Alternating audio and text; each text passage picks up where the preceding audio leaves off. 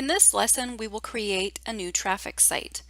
From the Jackalope home screen, you will click on Site Admin, Site List, and you will first be taken to a grid containing all of your traffic sites.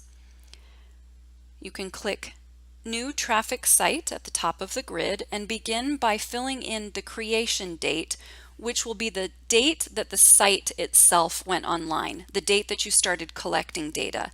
So it's important to note that this date should precede the first date of data that you're going to submit. In other words, if I leave the creation date as August 23rd and I begin to process data from July 31st, Jackalope will give me a warning that I'm processing data for a site that actually doesn't exist until this date, August 23rd. So in this case of this example, we'll pretend that this site went online on July 4th, 2017. I'll leave the default expiration date as the year 4000. And if you'd like, you can enter a description in this field here. I'll, in this case, just leave it as initial site creation and click OK.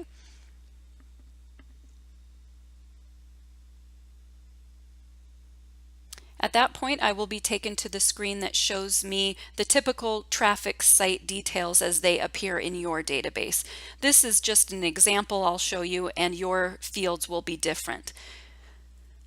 You'll begin by clicking on any space that says empty where you'd like to enter information. An asterisk indicates that this field is required in order to save the site. So station ID is required.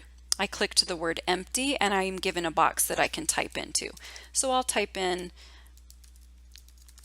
something just for testing here. As soon as I'm finished, I'll click the checkbox. If you hit the X, the information that you just typed will be cleared out, so you could start again if necessary. So again, I'll click the empty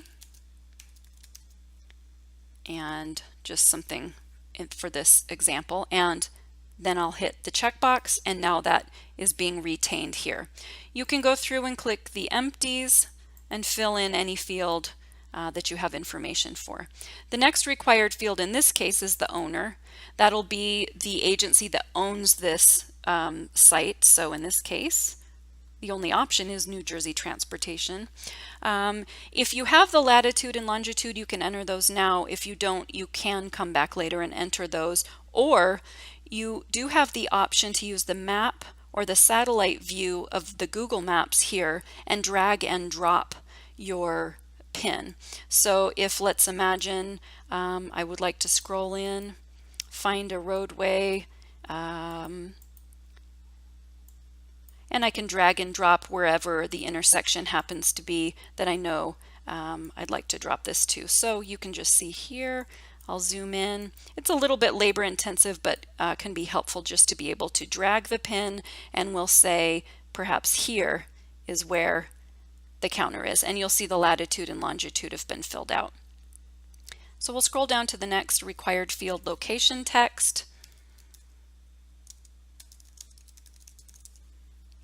Negative and positive lanes are required, so I'll enter 1 in this case.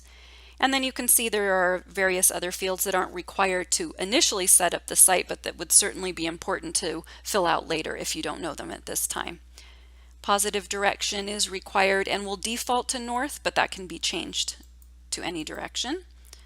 You have factor groupings. Any other custom fields that your database has set up will appear throughout here. And when I'm finished, I will hit create. The reset button will go and clear all of these fields and have you start again. After you have saved the site, you'll be refreshed to the traffic site list, and at that point you would need to find your site if you'd like to go back in and see it. So you can see some of the test sites I've been messing with in the past, and here's our HDT test 123 that we did from today, and our effective and expiration dates. If you double click on that site, you can come back in and see it. You can make edits. We'll review making edits at another time.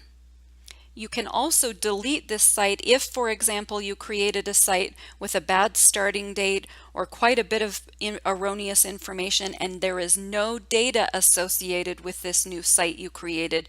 You can hit the delete here and delete the site. Obviously, you wouldn't want to do that if there's data associated with this site. So this is just in the case where you created a new site, you made some errors and you just would like to start from scratch. You can delete that errored site and start again.